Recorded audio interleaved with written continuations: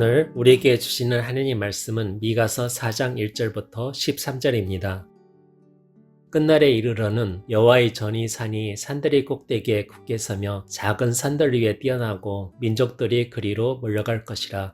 곧 많은 이방 사람들이 가며 이르기를 오라 우리가 여호와의 산에 올라가서 야곱의 하느님의 전에 이르자 그가 그의 도를 가지고 우리에게 가르치실 것이니라. 우리가 그의 길로 행하리라 하리니 이는 율법이 시온에서부터 나올 것이요 여호와의 말씀이 예루살렘에서부터 나올 것임이라. 그가 많은 민족들 사이의 일을 심판하시며 먼고 강한 이방 사람을 판결하시리니 무리가 그 칼을 쳐서 보습을 만들고 창을 쳐서 낯을 만들 것이며 이 나라와 저 나라가 다시는 칼을 들고 서로 치지 아니하며 다시는 전쟁을 연습하지 아니하고 각 사람이 자기 포도나무 아래와 자기 무화과나무 아래에 앉을 것이라. 그들을 두렵게 할 자가 없으리니 이는 만군의 여호와의 입이 이같이 말씀하셨음이라. 만민이 각각 자기 신의 이름을 의지하여 행하되 오직 우리는 우리 하나님 여호와의 이름을 의지하여 영원히 행하리로다. 여호와께서 말씀하시되 그날에는 내가 저는 자를 모으며 쫓겨난 자와 내가 환난받게 한 자를 모아 발을 저는 자는 남은 백성이 되게 하며 멀리 쫓겨났던 자들이 강한 나라가 되게 하고 나 여호와가 시온산에서 이제부터 영원까지 그들을 다스리라 하셨나니 너 양떼의 망대여 딸 시온이 산이여 이전 권능 곧 딸 예루살렘이 나라가 내게로 돌아오리라. 이제 내가 어찌하여 부르짖느냐 너희 중에 왕이 없어졌고 내 보사가 죽었으므로 내가 해산한 여인처럼 고통함이냐. 딸 시온이여 해산하는 여인처럼 힘들여 나을지어다. 이제 내가 성읍에서 나가서 들에 거주하며 또 바벨론까지 이르러 거기서 권을 얻으리니 여호와께서 거기서 너를 내 원수들이 손에서 속량하여 내시리라. 이제 많은 이방 사람들이 모여서 너를 치며 이르기를 시온이 더럽게 되며 그것을 우리 눈으로 바라보기를 원하노라 하거니와 그들이 여호와의 뜻을 알지 못하며 그의 계획을 깨닫지 못한 것이라. 여호와께서 곡식단을 타작마당에 모음같이 그들을 모으셨나니 딸 시온이여 일어나서 칠지어다. 내가 내 뿔을 무쇠 같게 하며 내 굽을 녹 같게 하리니 내가 여러 백성을 쳐서 깨뜨릴 것이라. 내가 그들의 탈취물을 구별하여 여호와께 드리며 그들의 재물을 온 땅의 주께 돌리리라. 아멘. 신학자들은 성경의 예언자를 주전 8세기를 기점으로 정기 예언자와 후기 예언자로 분류합니다. 또한 정기 예언자를 비문서 예언자로, 후기 예언자를 문서 예언자라고 부르기도 하는데요. 선포한 예언의 기록 여부에 따라 명칭을 붙인 겁니다. 예언을 기록하지 않았으면 비문서 예언자, 기록했으면 문서 예언자라고 부르는 것이죠. 그런데 주전 8세기 이후 활동한 문서 예언자들에게는 한 가지 공통된 특징이 있습니다. 심판의 말씀과 회복의 말씀을 교차적으로 기록하고 있다는 겁니다. 심판을 쭉 기록하고 회복 쭉 기록하지 않고 심판 회복 이런 식으로 섞여 있다는 말이죠. 주전 8세기 중반부터 활동했던 미가도 마찬가지입니다. 1장과 2장이 심판, 2장 12절 13절이 회복, 3장 심판, 4장 회복, 6장 심판, 7장 회복, 이렇게 세 번의 심판 회복 사이클 가운데 오늘 본문인 4장은 두 번째 회복에 대한 메시지에 해당이 되는데요.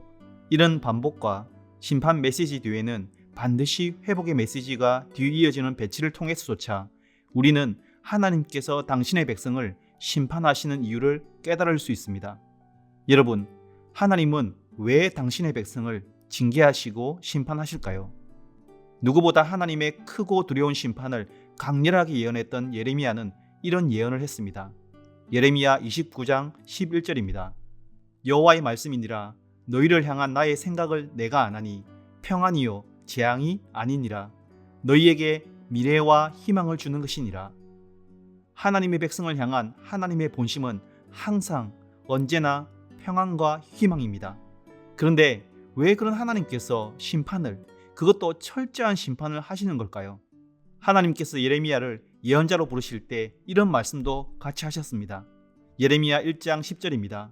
보라, 내가 오늘 너를 여러 나라와 여러 왕국 위에 세워 내가 그것들을 뽑고 파괴하며 파멸하고 넘어뜨리며 건설하고 심게 하였느니라 하시니라.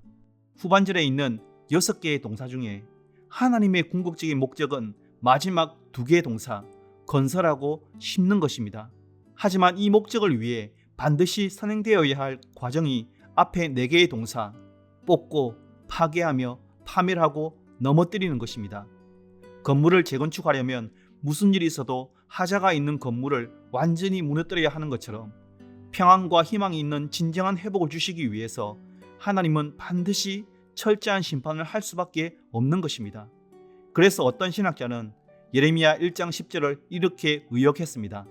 파괴하고 무너뜨려라. 그것이 은혜의 시작이다.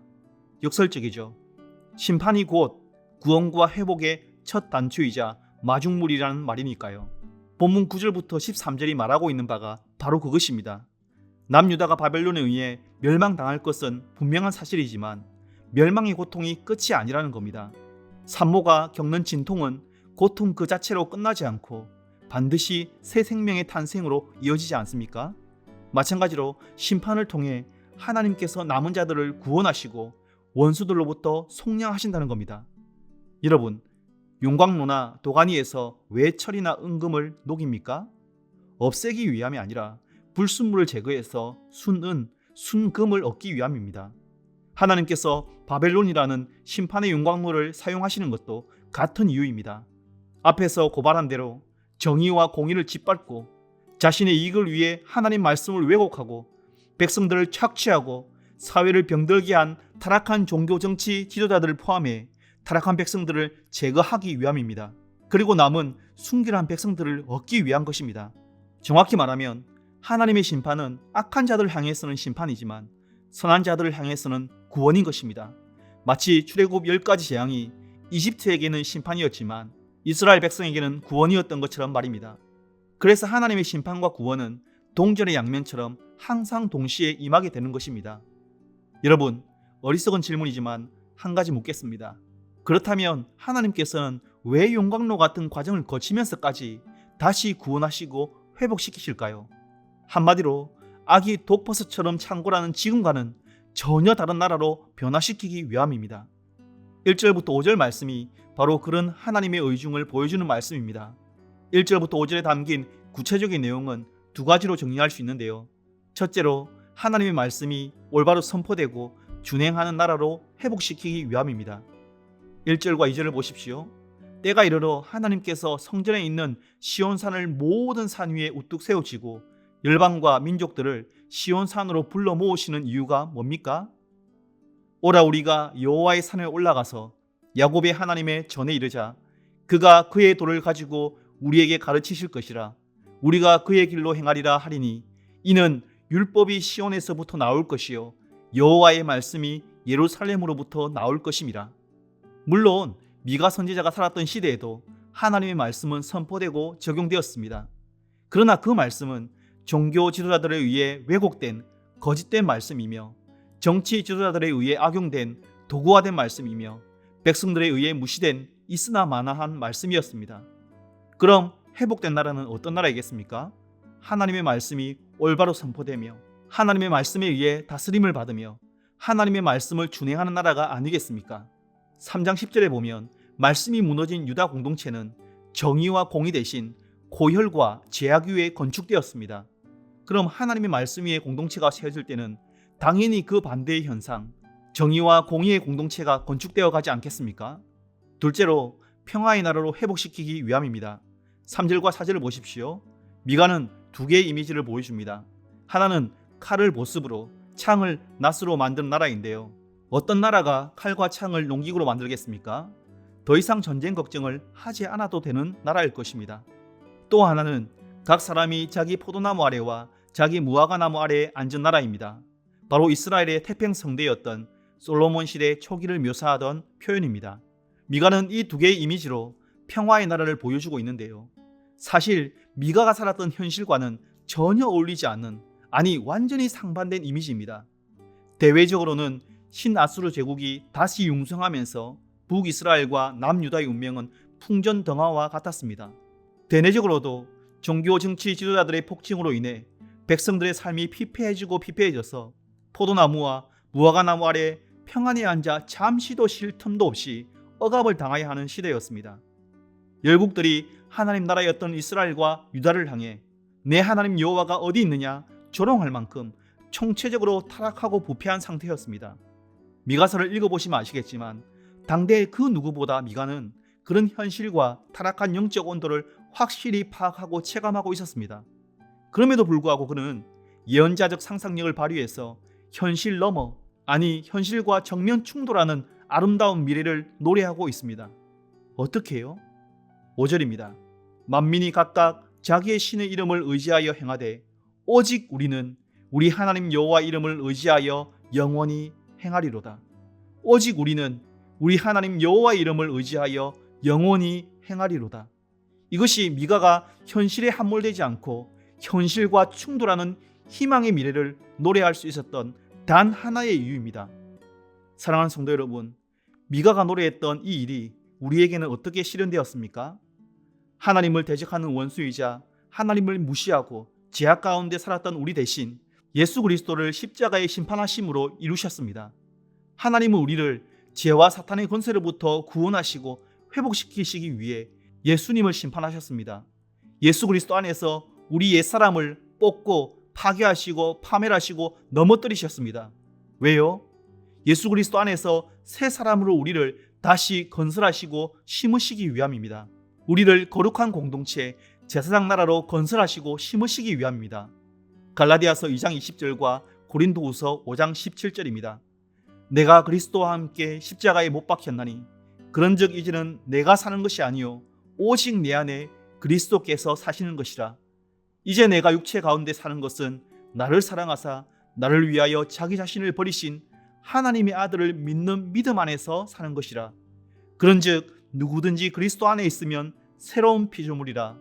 이전 것은 지나갔으니 보라 새 것이 되었도다. 형제자매 여러분, 심판은 심판 그 자체가 아니라 구원과 회복을 목표로 합니다. 그러나 구원과 회복 역시 궁극적으로는 우리 자신과 교회 공동체의 거룩한 변화를 목표로 함을 결코 잊어서는 안 되겠습니다.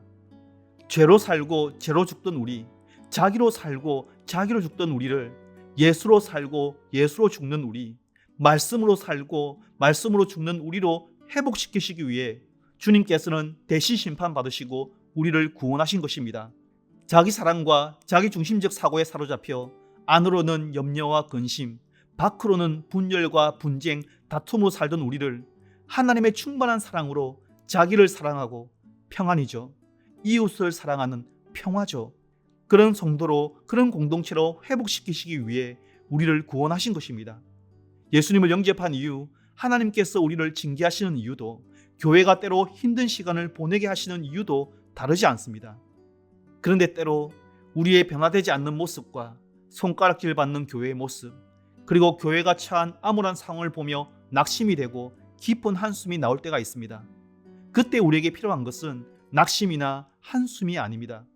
하나님의 계획을 헤아리고 여전히 신실하게 역사하시는 하나님을 신뢰하고 의지하는 믿음과 소망, 그리고 인내입니다. 미가가 현실 넘어, 아니 현실과 정면 충돌하는 희망의 미래를 노래했던 것처럼 말입니다. 만민이 각각 자기의 신의 이름을 의지하여 행하되 오직 우리는 우리 하나님 여호와 이름을 의지하여 영원히 행하리로다. 아무쪼록 이 고백이 우리의 고백이 되어 어떤 순간 어떤 상황에도 낭망치 않고 말씀 위에 서고 말씀을 준행하는 말씀의 성도, 참된 말씀이 선포되며 참된 평화를 먼저 누리고 세상에 실천하는 보습과 낫의 서문 공동체가 되길 주님의 이름으로 축복합니다. 이 시간 들은 말씀과 교회를 기억하며 기도했으면 좋겠습니다. 먼저 하나님의 말씀이 올바로 선포되고 신실하게 준행하는 말씀의 공동체, 참 평화를 누리는 성도, 평화를 누리고 실천하는 보습과 낫의 공동체가 되게 하소서. 이렇게 기도합시다. 교회를 위해 기도하실 때에 하반기 양육 과정이 잘 준비되고 많은 성도들이 참여하여 풍성한 말씀의 은혜를 체험하게 하소서. 이 두 가지 기도 제목으로 기도하시고 개인적인 기도 제목으로 기도하시겠습니다.